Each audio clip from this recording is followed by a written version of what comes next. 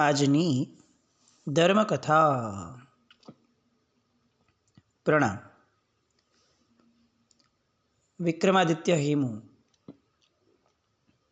જેને દિલ્હીના સરતાજ જોવા માટે આપણે આ કથા શરૂ કરી હતી, એવા હેમરાજ શેઠ અને એમના મિત્ર શેરશાહ. એમાંથી શેરશાહનું ગઈકાલ સુધી આપણે જોયું મૃત્યુ થયું. એક રૂપકડો લાગતો અફઘાન યુવક, અફઘાન સૈનિક એવું કામ કરી ગયો કે જે કામ કદાચ એ સમયે કોઈના મનમાં પણ નહીં હોય. સુરક્ષા રાખનાર ગોઠવનાર વ્યક્તિઓએ પણ ક્યારે આવું વિચાર્યું નહીં હોય કે આવું પણ ક્યારેક અમારી હારે થઈ શકે, પણ એ થયું. આ જગત આમ પણ અશક્ય લાગતા દરેક કાર્યોને એવી રીતે કરાવી દે છે કે માનવીને હંમેશા એવું રિયલાઇઝેશન રહે કે એના કરતાં પણ વધુ શક્તિશાળી એવો સમય એ એના માથે ઊભો છે. ઇતિહાસ એમ કહે છે કે એ જે રૂપકડો યુવાન કે જે આ દારૂખાનાને આગ લગાડી અને શેરશાહના મોતનું કારણ બન્યો, એ રૂપકડો યુવાન એટલે બીજું કોઈ જ નહીં, ચિંતામણી નર્તિકા. પોતાના પિતાનું મૃત્યુ, પોતાના આખા રાજ્યનો પોતાની સામે થયેલો સંહાર, પોતાના બે ભાઈઓ સાથે થયેલી શરમજનક અને હિચકારી ગણાય એવી ઘટના, અને પોતાની સાથે તો જે થયું એ અસહ્ય ગણી શકાય એવું. 14 વર્ષની છોકરી હતી અને એને નર્તકી બનાવી દીધી. એ છોકરીના મનની અંદરમાં એ સમયે કેવો દાવાનળ ઉઠ્યો હશે. આપણે કલ્પના કરીએ કે જેની પોતાની માતા ફક્ત પોતાનું શિયળ સચવાઈને રહે એટલા માટે પોતાના જ પિતાના હાથેથી કટારી ખાઈને મૃત્યુ પામી છે. એવી શીલવતી વ્યક્તિનું સંતાન એને જ્યારે દિલ્હીના બજારમાં નર્તકી તરીકે મૂકી દેવામાં આવી હશે, ત્યારે અંદરથી કેવી પડી ભાંગી હશે. પણ એ પડી ભાંગ્યા પછીની જે અવસ્થા એણે પોતાની કરી, પોતે જે વ્યૂહબદ્ધ રીતે, યોજનાબદ્ધ રીતે એણે પોતાના અને પોતાની સમગ્ર કોમના, રજપૂતોના દુશ્મન અને સંહારક એવા શેરશાહ સાથે બદલો લેવા માટે એણે બહારથી તો ગમે તેટલા જે એણે કર્યા એ તો બરાબર છે, બહુ જબરદસ્ત હતા, પણ પોતાની માનસિકતાને એણે કેવી ઘડી હશે. ખાન બહાદુરને સ્ત્રી ચરિત્ર દ્વારા પટાવી લેવો, યુદ્ધના મેદાનમાં જવું, પોતાની નજર સામે આટલો મોટો સંહાર જોવો અને એ બધામાંથી પોતાનો રસ્તો પોતે કાઢી લેવો અને અશક્ય લાગતા એવા સ્થાન ઉપર પહોંચી અને અશક્ય લાગતું એવું કાર્ય બહુ સાહજિકતાથી કરી લેવું અને કર્યા પછી નીકળી પણ જવું, બહુ ગજબનાક ઘટના. આજના યુવાનો, યુવતીઓ, આજની નવી જનરેશન, ટીનેજર્સ, બહુ સામાન્ય લાગતા એવા કેટલા બધા ઘટનાક્રમથી ડિપ્રેશનમાં વહી જતા હોય, પોતાની જાતને નિષ્ફળ માનવા લાગતા હોય, મારી હારે જ કેમ આવું થાય છે, આ વિચાર કરી અને પોતાની લાચારીને પરાકાષ્ઠાએ પહોંચાડી દેતા હોય. કેટલી વાર એવું થતું હોય કે નબળા પગલાં લઈ લે, પોતાના જીવનના મહત્ત્વપૂર્ણ જે કાર્યો છે એ સમયે પોતાનું મગજ સાચવી ન રાખવાના કારણે પરિણામની અંદરમાં નિષ્ફળ વહી જાય. એમનું સ્કૂલિંગ, એમની એક્ઝામ્સ, એમનું એજ્યુકેશન, આ બધું બાજુ પર રહી જાય અને પોતાના મનમાં જે નિષ્ફળતા પોતે ધારી લીધી છે કે મારી સાથે મારા ફ્રેન્ડે આ કર્યું, મારી સાથે આ થયું, આ બધી જ વસ્તુઓને એટલી બધી ઊંચી કરી દે અને એમાંથી નિરાશાની ગર્તામાંથી બહાર જ ન આવી શકે અને જીવનની મહત્ત્વપૂર્ણ ઘટનાઓની અંદરમાં વધુને વધુ નિષ્ફળ જાય, એ રીતે આગળ વધવા લાગે. એવી પેઢી માટે આ ચિંતામણી નર્તિકા એનું દ્રષ્ટાંત એ કદાચ એવરેસ્ટ કરતાં પણ ઊંચું ગણી શકાય. 14 વર્ષની છોકરી કઈ રીતે પોતાની નિરાશાઓમાંથી બહાર આવી, શું નથી વીત્યું એની ઉપર, અને તેમ છતાં કેવી અડીખમ રીતે બહાર આવી, અને ક્યાંય કોઈને અંદેશો પણ ન આવ્યો કે આ ચિંતામણીએ કર્યું છે. એ પાછી તરત પોતાના સ્થાન ઉપર ગોઠવાઈ ગઈ અને એક બહુ જ પ્રખ્યાત નર્તકી તરીકે ઇતિહાસમાં સ્થાન પામી. શેરશાહનું મૃત્યુ થયું. મરતા મરતા પોતે જે કહીને ગયો હતો કે મને સહસરામના ઉદ્યાન મહેલની અંદરમાં મને દફન કરજો, એવી જ રીતે એની પાછળ એમના રાજ પરિવારે આખું એ ઘટનાક્રમનું સંચાલન કર્યું. હવે બહુ મહત્ત્વના વ્યક્તિ હતા ખવાસ ખાન, કે જે એના સિપે સલાર ગણાતા, સર્વસ્વ ગણાતા. કારણ કે આખો ને આખો શેરશાહનો ઉત્થાનનો જે ક્રમ છે એમાં સાક્ષી તરીકે જો એની યારે કોઈ એક વ્યક્તિ હતું તો એ હતા આ ખવાસ ખાન. પોતે શેરશાહ કહીને ગયા છે કે મારા દીકરા આદિલ ખાનને મારી ગાદીએ બેસાડજો. એટલે હવે ખવાસ ખાન માટે તો શેરશાહે કીધેલું વાક્ય એ બ્રહ્મ વાક્ય હોય. એટલે જેવી બધી વિધિઓ પૂર્ણ થઈ એટલે તરત જ આ બધી વાતો શરૂ થઈ. આદિલ શાહ સુધી વાત પહોંચી. મૂળ શેરશાહને 2 દીકરાઓ, એક આદિલ ખાન હતો અને બીજો જે હતો એ જલાલ ખાન. બંનેની અંદરમાં શેરશાહના અલગ અલગ જે વ્યક્તિત્વના ગુણો હતા એ પ્રવેશેલા. આદિલ ખાન એ ભગવાનની ભક્તિની અંદરમાં, અલ્લાહની બંદગીની અંદરમાં પોતાનું આખું જીવન એ સમર્પિત કરી દેવા માટેની વિચારધારાવાળો હતો. એણે ક્યારેય રાજકાજની અંદરમાં બહુ રસ લીધો ન હતો. બહુ પવિત્ર અને નિષ્પક્ષ કહી શકાય અને બહુ જ સામાન્ય રીતે દિલદાર કહી શકાય, દુઃખીઓનો બેલી કહી શકાય એવું એનું વ્યક્તિત્વ એણે ઘડ્યું હતું. આ બાજુ બીજો ભાઈ જલાલ ખાન. એ જલાલ ખાન પોતે રાજકુંવર હોવા છતાં પોતાના મોટા ભાઈને પોતાના પિતાનું સ્થાન આપવા માટેની તત્પરતાવાળો, બહુ જ ગુણિયલ. એટલે જનરલી જે રાજાના ગયા પછી 2 ભાઈઓમાં ઝઘડા થાય અને 2 ભાઈઓ રાજગાદી મેળવી લેવા માટે જે એકબીજા ઉપર તૂટી પડતા હોય એની જગ્યાએ અહીંયા ચિત્ર ઊંધું બન્યું. ખવાસ ખાને આદિલ ખાનને કીધું કે શહેનશાહ તમારું નામ આપીને ગયા છે અને આમ પણ તમે મોટા દીકરા છો, તો હવે દિલ્હીના તખ્ત ઉપર તમે બિરાજમાન થાઓ. પ્રજા બહુ ચાહતી હતી એમને અને એટલે લોકો આદિલ ખાનના નામનો જયકારો કરવા લાગ્યા. જલાલ ખાન સ્વયં ઊભા થયા અને એમણે આદિલ ખાનને આ દિલ્હીના તખ્ત ઉપર બેસવા માટેની જે પિતાની આજ્ઞા છે એ બજાવવા માટે એણે વિનંતી કરી અને એણે પ્રજા સમક્ષ જાહેર કર્યું કે હું પોતે ઈચ્છું છું કે હું આ આદિલ ખાન નામના શહેનશાહનો નાચીઝ સેવક થઈને રહું. આખું ને આખું તંત્ર ગોઠવાયેલું છે, બધો વ્યવસ્થાક્રમ આયોજિત છે અને આદિલ ખાન ઊભા થાય છે.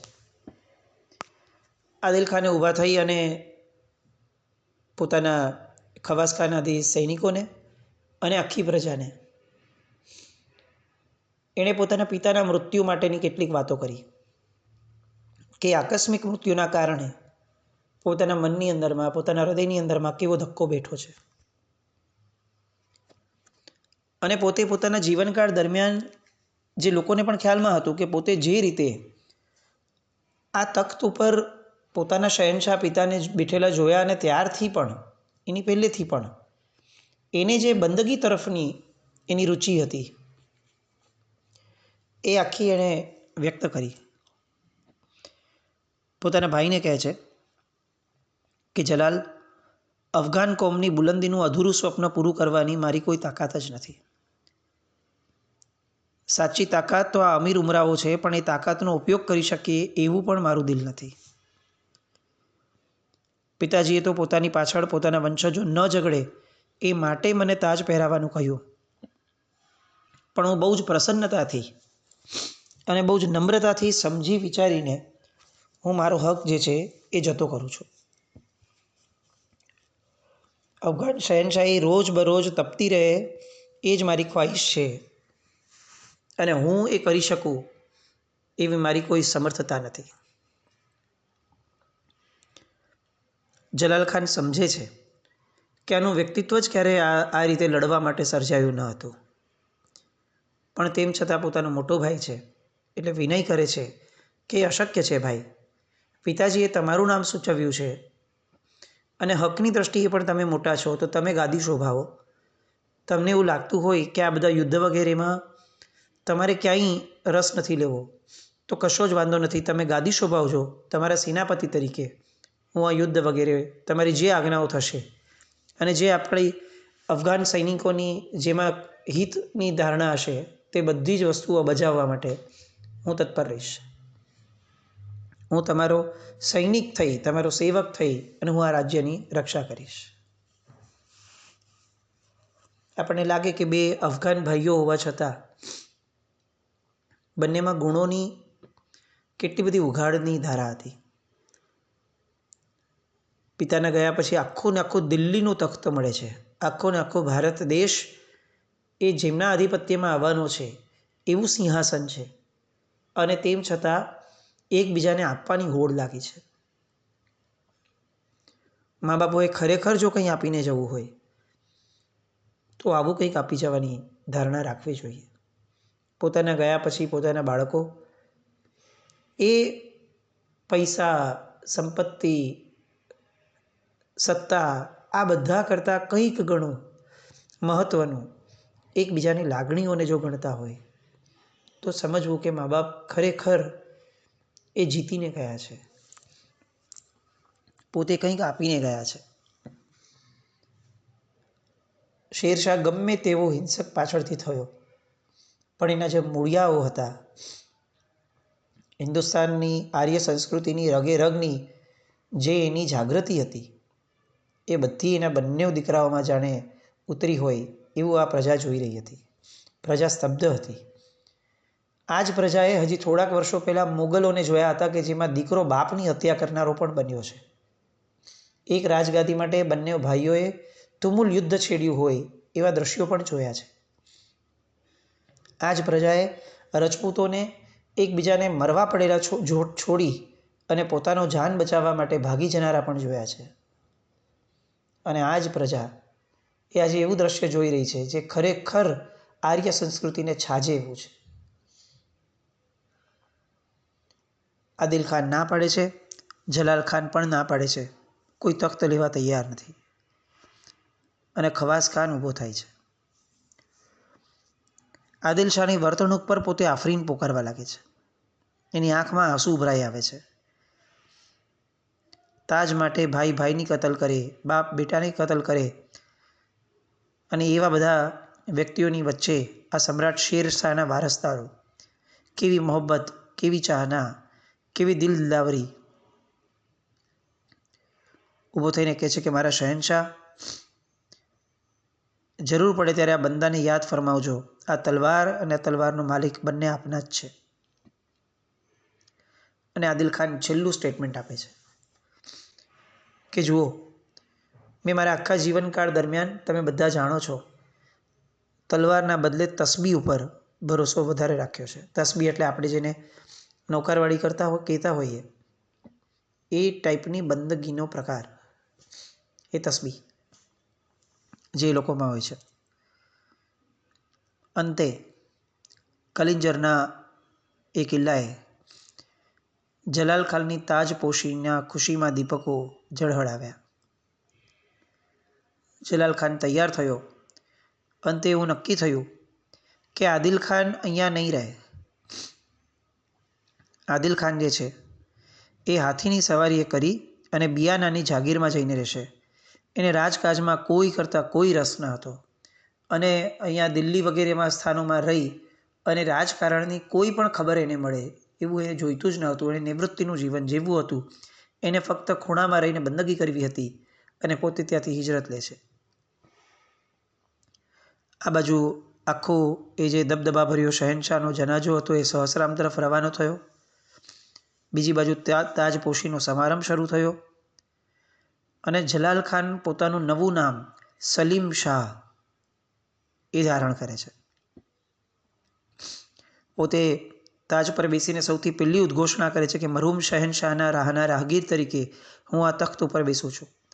એટલે પ્રજાએ કોઈ પણ જાતની ચિંતા, ભય કે ઉદ્વેગ રાખવાની જરૂર નથી. હિન્દુ અને મુસ્લિમો એ બંને મારા રાજ્યની બે આંખો રહેશે. જેમ એક તાબેદાર બેટો બાપના પગલે ચાલે એમ વાવ, કૂવા, નદી નવાણ, રસ્તા, ધર્મશાળા, જમીન, મહેસૂલ, રાજ્યની આબાદી આ બધું જ જેમ પિતાના સમયે ચાલુ હતું એ જ ધોરણે હવે પણ ચાલુ રહેશે. અને આ બધી જાહેરાતો પછીથી એ તખ્ત ઉપર એના નામના ખુતબા પઢવામાં આવ્યા. મસ્જિદોમાં એના નામની બાંગ પુકારવામાં આવી. મંદિરોમાં ઘંટનાદ થયા. મૂર્તિ પૂજક હોય કે મૂર્તિ ભંજક હોય, બંને માટે આ બાદશાહ એ એક સમ્રાટ તરીકે સાબિત થાય એવી વ્યવસ્થા તંત્રની જાહેરાત એણે આજે કરી હતી. બધું જ સામાન્ય થઈ ગયું. પણ રાજ્ય કોનું નામ? સત્તા એનું નામ છે કે જે સતત સળવળાટ લેતી હોય, જ્યાં ક્યારે પણ સતત સાતત્યપૂર્વકની શાંતિ ન હોય. આપણને એમ લાગે કે ચાલો બધું ખાધું પીધું ને રાજ થયું, પણ ના, કંઈક ને કંઈક સળવળાટ ન રહે તો પછી એ સત્તા કઈ રીતે કહેવાય. થયું એવું જ. આ જલાલ ખાનની બેનનો વર હતો. એ વર જે છે એનો હસબન્ડ એ આ બધી વસ્તુઓથી કેટલેક અંશે થોડો તકલીફદાયક હતો. મુબારિઝ ખાન એનું નામ. મૂળ મહત્વાકાંક્ષા એની એ હતી કે આ સલીમ શાહ, જલાલ ખાન તો જે છે એ કેટલીક વસ્તુઓની અંદરમાં પોતે ઉલ્લસિત મનવાળો નથી. એનામાં એ ક્રૂરતા, આક્રમકતા નથી. અને એનો ભાઈ તો સાવ ખૂણામાં જઈને બેસી ગયો છે. એ તો બંદગી સિવાય કંઈ કરતો નથી. અને આ મુબરીઝ ખાન જે છે એને તો મોગલોની સાથે પણ કામ કર્યું છે. એટલે એણે કત્લેઆમ થતી જોઈ છે અને એમાં જ એને રસ હતો. એને સત્તા મેળવવી હતી. એનાથી આ ભાઈ ભાઈની સુલેહ સમજાતી ન હતી, મગજમાં બેસતી ન હતી. એટલે એણે રમતો રમવાનું શરૂ કર્યું. થોડા દિવસ થાય એટલે સલીમ શાહ પાસે જાય અને સલીમ શાહ પાસે જતાં એ થોડી કાનભેરણી કરતો રહે કે આપણા બધા જ સૈનિકો ધીરે ધીરે એ આ બિયાના જઈ અને શાંત થતા જાય છે. જો સૈનિકો જ શાંત થઈ જશે તો પછી સત્તાનું શું થશે? કોઈ પણ આવીને હડપ કરી લેશે. આ ક્યાંક ને ક્યાંક બિયાનાની અંદરમાં આ સમ્રાટની વિરુદ્ધને કેટલીક તૈયારીઓ ચાલતી હોય એવો મને અંદેશો લાગે છે. આવી વાતો ડાયરેક્ટલી ઇનડિરેક્ટલી એ સલીમ શાહના મગજમાં નાખતો ગયો. પોતાની બેગમ, સલીમ શાહની જે પત્ની છે એના પણ મગજમાં નાખતો ગયો. ઔરતનું દિલ હોય એટલે એને નફા નુકસાન વગેરેની ગણતરી ક્યારે ન હોય. એણે પોતાના પતિને વાત કરી. એના પતિએ પણ કહ્યું કે મને આ ઘણી બધી વાર મુબરીઝ ખાન આવું કહીને ગયો છે, પણ આ અશક્ય છે. આ કઈ રીતે શક્ય બને? મોટો ભાઈ તો ઓલ્યો છે. જો એને દોલત ઉપર દિલ હોત તો આજે એ તખ્ત ઉપર બેસી જ ગયો હોત. એ કેમ સ્વેચ્છાએ બધું ત્યાગીને ત્યાં જાય? અને ખવાસ ખાન એ તો બાપુનો સૌથી પુરાણો સેવક છે. લોકો એને પૂજે છે. એમની ઉપર શંકા રાખવું એ તો આપણા પોતાના પગ પર કુહાડા મારવા જેવું થાય. લીલા પથ્થર પરથી જેમ જળબિંદુ સરી જાય એમ એના મન પરથી આ વાત ઉતરી ગઈ. પણ હંમેશા કેટલીક કીધેલી વાતો એની કેટલીક નાનકડી અસરો, છાપ એ હંમેશા મન પર રહી જતી હોય છે. સાપ આખો ને આખો નીકળી જાય પણ એનો લીસોટો ક્યાંક ને ક્યાંક રહી જતો હોય છે. એકવાર ઘટના એવી થઈ કે કાબુલ તરફનો એક ગુપ્તચર આવ્યો. એની પાસે કેટલાક મહત્ત્વના સમાચાર હતા અને એણે એમ કહ્યું કે મારે ખવાસ ખાન સાથે આ મંત્રણા કરવી છે. સલીમ શાહ પોતે તખ્ત ઉપર બેઠો છે, શહેનશાહ છે પોતે, પણ પેલો સૈનિક જે છે એ આ સલીમ શાહની તખ્તપોશી થઈ ત્યારે હાજર ન હતો, એ તો કાબુલ રહેતો હતો અને પોતે અત્યાર સુધી ખવાસ ખાન સાથે એણે કામ કર્યું છે. હવે કેટલી ગુપ્ત માહિતીઓ છે. એણે એમ કહ્યું કે શહેનશાહ, હું આપને કહી દઉં, ના નથી, પણ મારે સૌથી પહેલાં ખવાસ ખાનની સાથે મસલતો કરવી પડે. અને ખવાસ ખાન એ સમયે હતા બિયાના. એ તો ત્યાં આદિલ ખાનની સાથે બંદગીઓમાં જોડાયેલા હતા. એમને 1 વાર 2 વાર કહેણ મોકલવામાં આવ્યું, પણ એ કદાચ આ ગંભીરતા સમજી ન શક્યા. જેણે કહેણ કહ્યું એણે કદાચ પૂરું ન કહ્યું, એટલે એ આવ્યા નહીં. અને એ સમયે પેલા મુબરીઝ ખાનની કીધેલી વાત જે છે એ અચાનક એ જહેનમાંથી બહાર આવી. અને હવે આ સલીમ શાહ એક એવું પગલું લે છે કે જે આત્મઘાતક બનશે. આ મુબરીઝ ખાન કંઈક એવી ચિંગારી લગાડશે જે જ્વાળા બનીને ઊભી થશે. બે ભાઈઓ જેના લોકો દ્રષ્ટાંતો લેતા હતા, એ બે ભાઈઓ હવે જ્યારે એકબીજાની સામે આવશે. ખવાસ ખાન કે જે સત્તાનો વફાદાર હતો, એ જ્યારે સત્તા સિંહાસન એની ગડબડોની અંદરમાં જ્યારે જોડાશે ત્યારે શું પરિસ્થિતિ થશે? શેરશાહે ઊભા કરેલા આખાને આખા સામ્રાજ્યની હાલત શું થશે? શું આ બે ભાઈઓ અંદર ઝઘડી અને પોતાના પિતાએ કરેલા આટલા મોટા પરાક્રમ ઉપર પાણી ફેરવી દેશે? આ બધા પ્રશ્નોની વાતો માટે આવતીકાલે ફરીથી મળીએ. જીના ગવૃત કંઈ પણ બોલાય તો મિચ્છામિ દુક્કડમ. જૈનમ જયતિ શાસનમ.